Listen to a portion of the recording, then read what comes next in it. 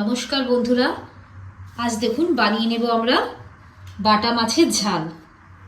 আর আমি নিয়েছি টমেটো কুচি, শুকনো লঙ্কা বাটা, সর্ষে বাটা, পেঁয়াজ বাটা, কাঁচা লঙ্কা বাটা, আদা বাটা, রসুন বাটা। এখানে গুঁড়ো মশলার মধ্যে আমি রেখেছি জিরে গুঁড়ো, কাশ্মীরি লঙ্কার গুঁড়ো, কালো জিরে, হলুদ আর কাঁচা লঙ্কা দুটো নিয়েছি, সর্ষের তেল নিয়েছি আর এখানে লবণ রয়েছে। এখন আমি মাছে নুন হলুদ মাখিয়ে নেব। এখানে আমি 1 চামচ লবণ নিয়েছি, একটু বেশি করে দেব যেন ভেতরে পর্যন্ত মাছটা ঢুকে যায় লবণটা। আর নিয়েছি 1 চামচ হলুদ গুঁড়ো। এখন খুব ভালোভাবে এটা মাখিয়ে নেব।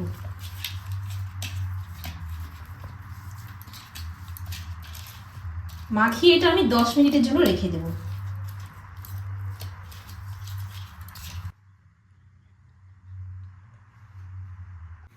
এখন আমি গ্যাস জ্বালিয়ে কড়াই বসিয়ে দিয়েছি। এবার দিয়ে দেব সর্ষের তেল।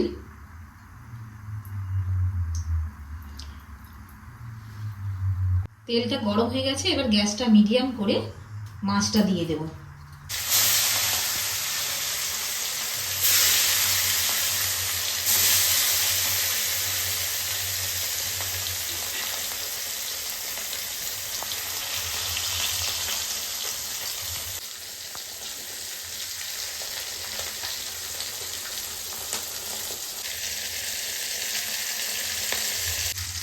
এবার মাছগুলো নামিয়ে নেব।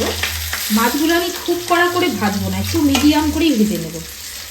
খুব কড়া করে ভাজলে আবার না মাছের টেস্ট থাকে না।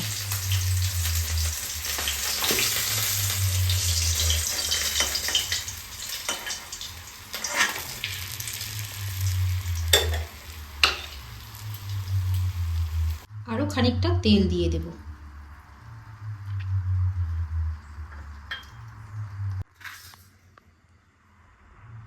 দিয়ে দেব কালো জিরে,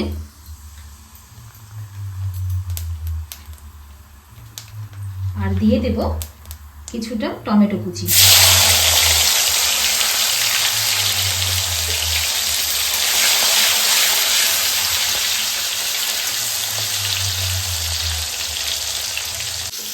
টমেটোটা একটু ভাজা ভাজা করে নিয়েছি।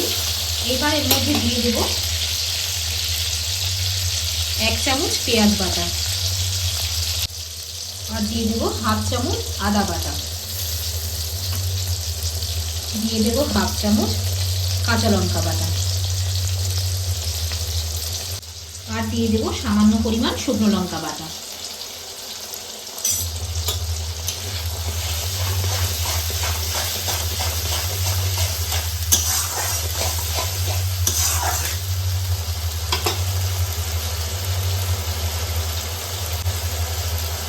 সামান্য একটু লবণ দিয়ে দেব।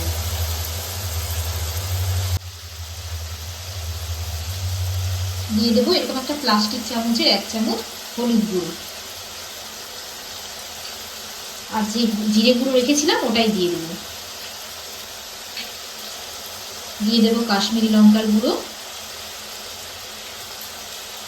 এবার খুব ভালো করে একটু মশলাটা কষে নেব। আপনারা হয়তো লক্ষ্য করেছেন বন্ধুরা, আমি এখানে রসুনের ব্যবহার করিনি।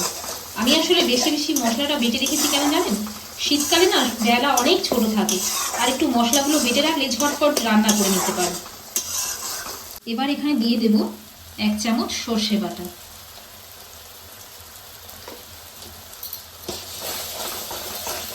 সর্ষে বাটাটা একটু লাস্টে দিলাম, তার কারণ যাতে তেতো না হয়ে যায়। এবার দিয়ে দেব জল।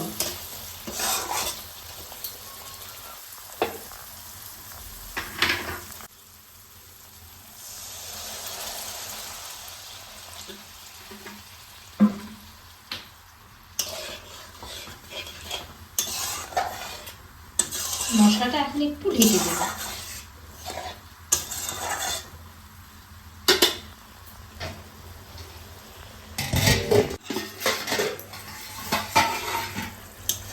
দেখুন ঝোলটা একটু ফুটে উঠেছে। এবার এর মধ্যে দিয়ে দেব মাছ ভাজা।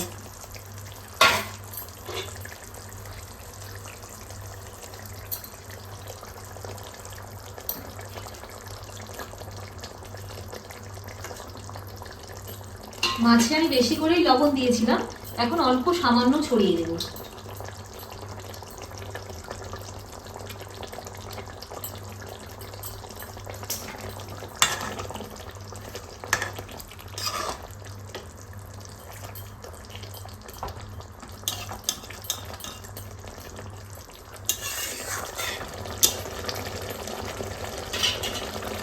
আবারও খানিকক্ষণ ঢাকা দিয়ে রাখবো। বাটা মাছের ঝাল আমাদের হয়ে গেছে। এবার কাঁচা লঙ্কাটা একটু উপর থেকে কাট লাগিয়ে ছড়িয়ে দেবো।